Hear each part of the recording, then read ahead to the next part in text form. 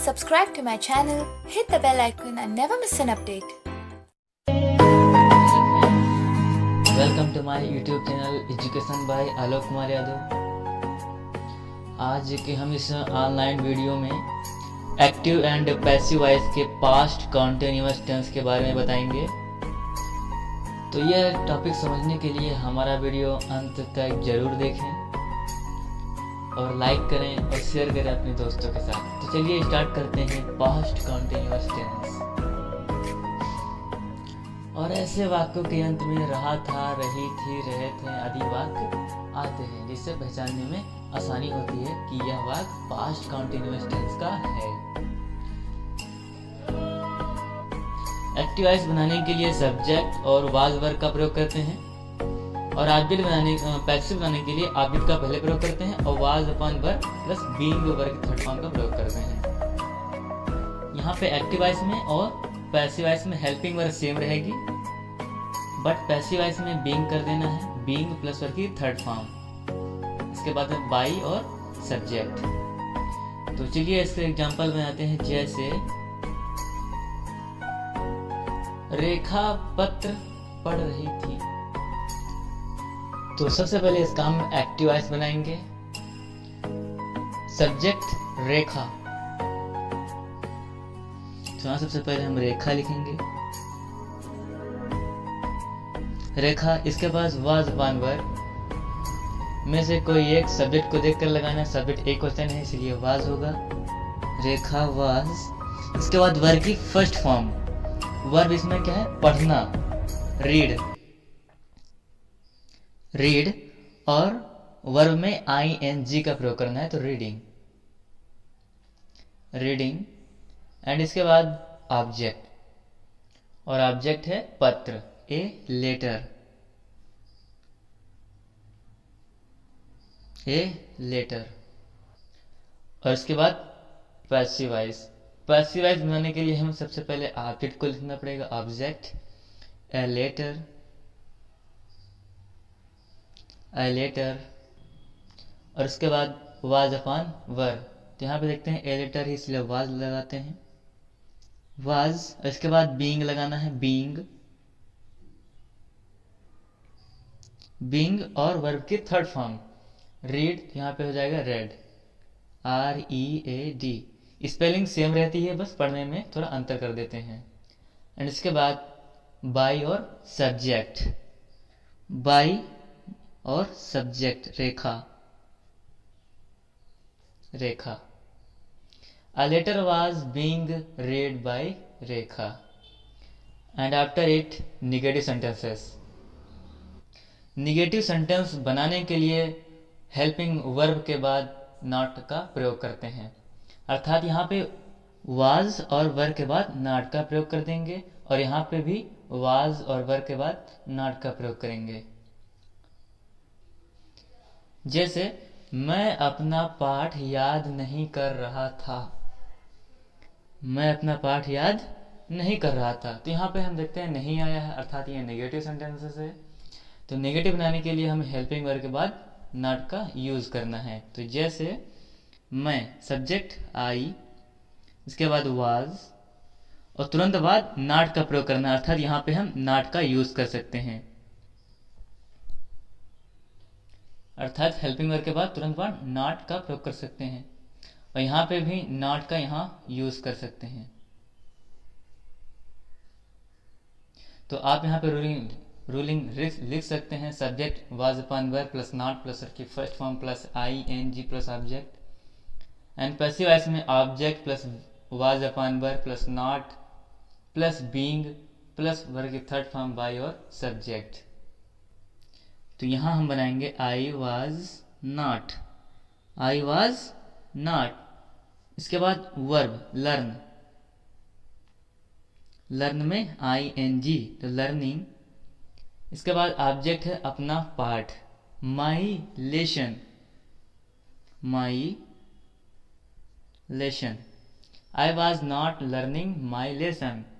इसके बाद हम पैसिव बनाने के लिए ऑब्जेक्ट, तो यहाँ पे ऑब्जेक्ट माई लेसन, माई लेसन। इसके बाद वाज या वर, तो हमें यहाँ पे वाज का यूज करना है, वाज। इसके बाद not, was not. And being का प्रयोग करना है, तो being, being, my lesson was not being.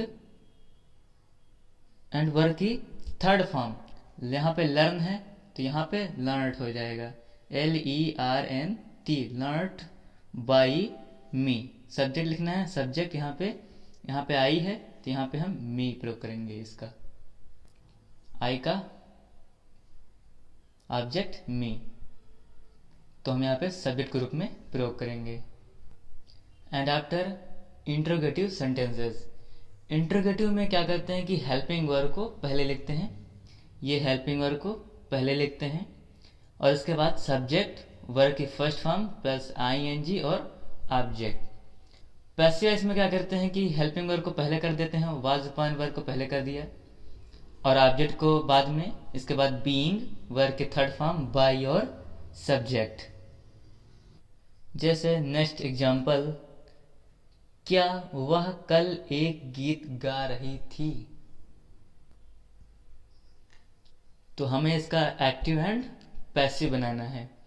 तो एक्टिव बनाने के लिए हमें वाज अपॉन वर्ब का प्रयोग करना पड़ेगा, वाज या वर। तो यहाँ देखते हैं, यहाँ पे सब्जेक्ट है वाह और अंत में रही थी, इसका मतलब, तो यहाँ पे हम सी का प्रयोग करेंगे सब्जेक्ट में, तो यहाँ पे वाज या वर, तो वाज सी। इसके बाद वर्ब की फर्स्ट फॉर्म, वर्ब है गाना अर्थात सिंग, वर्ब में ING का प्रयोग करना है, सिंगिंग, सिंगिंग ए सॉन्ग। और यहाँ पे कल भी दिया हुआ अर्थात yesterday, yesterday question mark. And इसके बाद पैसिव वॉइस, यहाँ देखते हैं ऑब्जेक्ट है ए सॉन्ग, तो यहाँ पे वाज ए सॉन्ग। इसके बाद यहाँ देखते हैं बीइंग, तो बीइंग, बीइंग और वर्ब की थर्ड फॉर्म, यहाँ पे सिंगिंग वर्ब है, यहाँ पे थर्ड फॉर्म संग, SUNG, संग। इसके बाद वर्ब की थर्ड फॉर्म हो गया, इसके बाद बाई सब्जेक्ट, सब्जेक्ट यहाँ पे क्या था, वह सी, तो यहाँ पे क्या हो जाएगा, हर,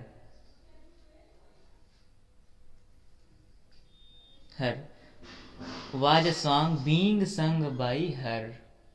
एंड देन वह पुस्तकें क्यों बेच रहा था, तो आपको पता ही है कि अगर प्रश्नवाचक वाक्य बीच में आए तो उसकी अंग्रेजी पहले लिखते हैं और रूलिंग ये लगा देते हैं। तो जैसे क्यों, वाई। इसके बाद वाज अपॉन वर्ब, तो यहाँ देखते हैं सब्जेक्ट वाह, तो यहाँ पे क्या लगाएंगे, वाज ही। इसके बाद बेचना वर्ब सेल, और वर्ब में ING, सेलिंग।